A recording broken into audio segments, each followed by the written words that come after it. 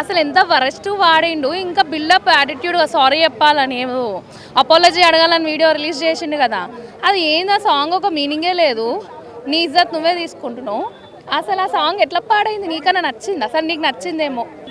అది వరస్ట్ అసలు సాంగేనా? ఇంత బ్యాడ్ వర్డ్స్ ఉన్నాయి. ఎంత ర్యాప్ అయినా సరే అట్లాంటి సాంగ్స్ ఎలా పాడతారండి అసలు?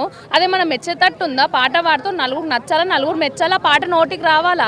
అంతేగాని నువ్వు రోల్ రైడర్ లెక్క అయిపోదాం, అట్లా అయిపోదాం ట్రై చేసినామేమో. ఆ లిరిక్లలో ఎంత బాగుంటాయి, కొద్ది వినాలనిపిస్తుంది.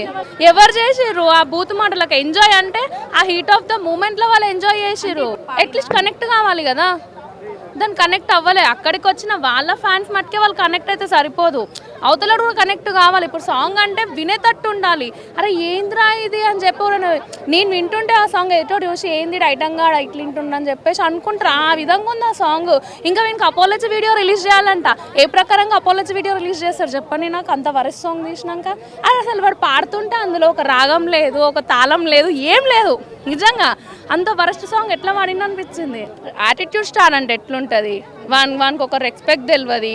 మన సుమా కనకాల వాళ్ళ కొడుకు చూడండి రోషన్, శ్రీకాంత్ హీరో కొడుకు చూడండి రోషన్, ఎంత బాగుంటారు, ఎంత బాగా మాట్లాడతారు, ఎంత డిసిప్లైన్గా ఉంటాడు. వీనికి ఎందుకు అంత యాటిట్యూడ్? వాడు ఎక్కడ ఫేమస్ అయిండో కానీ చాలా నెగిటివ్ ఫేమస్ అయిండు. వాడు ఎక్కడ కూడా పాజిటివ్ ఫేమస్ అవ్వాలి. నలుగురు నచ్చాలా ఫేమస్ అయితే, తిట్టుకునేటట్టు అవసరం లే. నేను ఫేమస్ అవుతాడు బూతులు మాట్లాడి, ఆ ఫేమ్ నాకెందుకు? జెన్యున్గా హానెస్ట్గా నేను ఫేమ్ అవుతా. అదే కదా. అంటే వాళ్ళ డాడీకి కూడా యాటిట్యూడ్ ఉంటుంది, ప్రభాకర్ గాడికి కూడా ఉంటుంది యాటిట్యూడ్. వాళ్ళ మదర్ చాలా మంచిది, వాళ్ళ మదర్ కానీ ఇంకా వాళ్ళ సిస్టరు ఈడు మళ్ళీ ప్రభాకర్ వీళ్ళు ముగ్గురు సేమ్ యాటిట్యూడ్లు. వాళ్ళ వైఫ్ మంచిది, డీసెంట్గా ఒక ఫ్యామిలీ ఉమెన్ చూసినట్టు ఉంటుంది తను చూస్తే. మిగతా వీళ్ళ ముగ్గురిని చూసే తన్నాలనిపిస్తుంది నాకైతే. వాళ్ళ యాటిట్యూడ్లు కానీ, వాళ్ళ ఫేసులు కానీ, వాళ్ళ ఓవర్ ఎక్స్ప్రెషన్ నిజంగా నాకు ఎటువంటి నాకు లేదు వాళ్ళతో కానీ. బట్ ఎందుకో వాళ్ళని చూస్తే నాకు ఒక నెగిటివ్ వైబే వస్తుంది. ఎవరైనా హర్ట్ అయ్యేలాగా మాట్లాడితే ఐఎమ్ వెరీ సారీ అండి. ఎందుకంటే ఇది నా పాయింట్ ఆఫ్ వ్యూలో చెప్తున్నా. నాకు వాళ్ళు నచ్చరు. ఎందుకంటే గతం మొత్తం చూసుకుంటే ప్రభాకర్ మీద ఇష్యూ ఉంది. ఇష్యూ పర్సనల్, అది తన పర్సనల్ ఇష్యూ.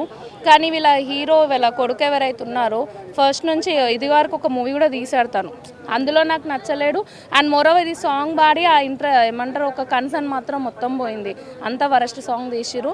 ఎవరు ఏదనుకున్నా ఇది నా ఒపీనియన్ అండి. I'm very sorry.